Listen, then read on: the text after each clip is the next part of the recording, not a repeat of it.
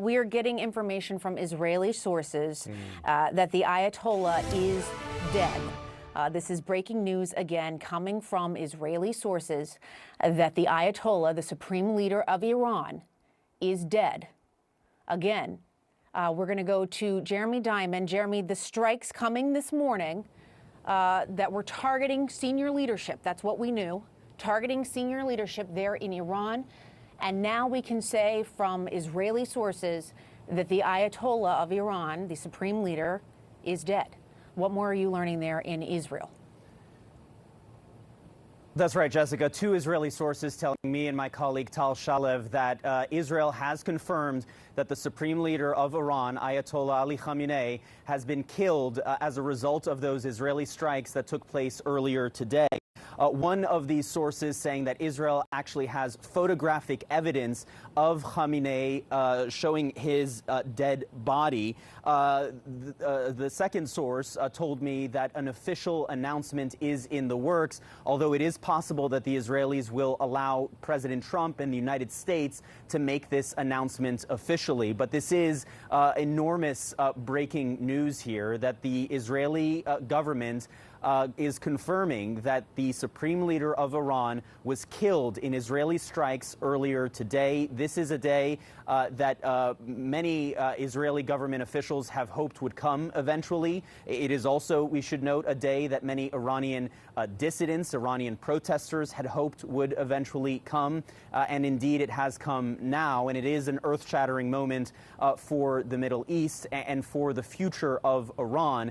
We should note, however, that the supreme leader's death is not necessarily indicative of the Iran regime collapsing altogether. This regime is not based off of one person alone. It is a system that is multi-layered, and we know that the supreme leader understood very well that he could potentially be targeted for assassination should the United States and Israel choose to carry out massive strikes on Iran as they did today. And in recent weeks and months, he has been preparing for potential lines of succession should that actually take place. Now, we are still waiting, of course, for any confirmation from the United States as well as to the supreme leader having been killed. But two Israeli sources familiar with the matter telling us now that the supreme leader was killed in Israeli strikes today. One last note on this is that we have also been hearing about the division of labor between the United States and Israel as it pertains to these strikes. U.S. officials have been very clear that their strikes have been focused on military targets and that the strikes targeting senior Iranian leaders, such as the supreme leader, were being conducted by Israel and not by the United States. Ultimately, that may very well be a distinction without a difference, given the high level of coordination between the United States and Israel in preparing and carrying out these strikes. But this is obviously an enormous moment in the Middle East, something that we anticipated could potentially be a target of any Israeli or U.S. strikes on Iran. And indeed, now not only a target, but confirmed by Israeli sources that the supreme leader of Iran is dead. Indeed, big news out of the Middle East, the potential to reshape so many dynamics there. But again, as Jeremy notes, not a straight line to regime change. This is a piece of it, but it is a big piece of it. This is enormous news. Jeremy, I want you to stand by because we have seen those missiles that have been coming to Israel throughout the day. So stay with us. I do want to bring Jim Sciutto back in. Jim, this is very big news. And again, Jeremy, it is. And so help people understand, contextualize for them that what this means, that Iran's supreme leader has been killed in these strikes by the U.S. and Israel.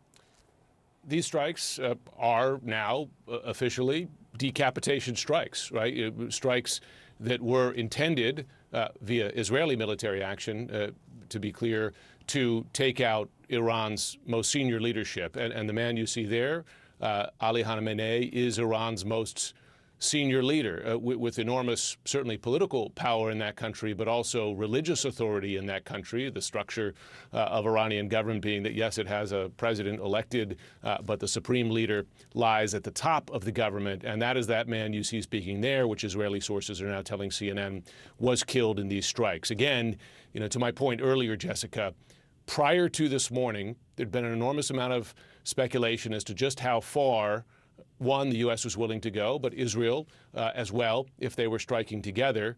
And now we know they were willing to go as far as taking out Iran's most senior leader. Now, we had reported earlier that he was not the only target of these strikes, that other senior military and other leaders in Iran were targeted. We don't know their status at this point, but as we reported earlier in the day, Israeli officials were becoming more confident over time today that they had hit at least some of their targets. Listen, in Iran, does that mean that suddenly there will be a new government, a new leader, one friendlier to the U.S.? No, an enormous network and structure of leadership and power remains in that country, military, economic, political, and otherwise.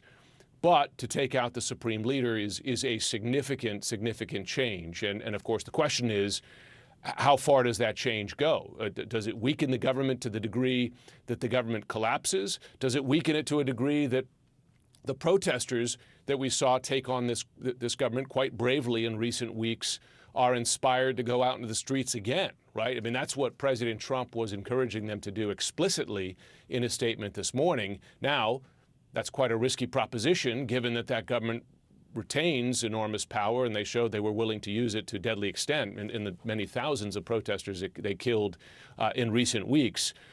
Those are still the open questions, but we have one question answered. Was Israel willing to go so far as to take out the supreme leader of Iran? And the answer is yes, and they had success doing so. Right. And now the big question is what comes next? Jim Sciutto, stand by. I want to bring in Barak Ravid, CNN political and global affairs analyst. He's also a global affairs correspondent at Axios. Barak, I know you spoke with President Trump earlier today. Again, if you are just joining us, our breaking news is that Iran's supreme leader has been killed in these strikes. That is coming from Israeli sources. Barak, we're still waiting to hear from the president, from the U.S. government, but the Israeli sources confirming that. What more are you learning? What did the president tell you? So first, just about Khamenei, I think around 30, 40 minutes ago, the Israeli ambassador to Washington, Yechiel Leiter, updated several U.S. officials and members of Congress that Israeli intelligence shows that Khamenei has been killed and his body was taken out of the rubble in the compound in Tehran that was attacked. I spoke to President Trump a little bit before 1 p.m. While he was in Mar-a-Lago. We spoke for around 5 minutes. The president sounded, to me at least, pretty calm and confident that things are going according to plan. I think the situation with Khamenei was one of the main things he was tracking at that moment. And what was interesting in what he told me is that I asked him, how long is this going to continue? And he said, I have several off-ramps. I can go long and take the whole thing, meaning take over Iran, something that, I don't think that's something that is seriously being considered. That's quite a statement, yeah. Yeah.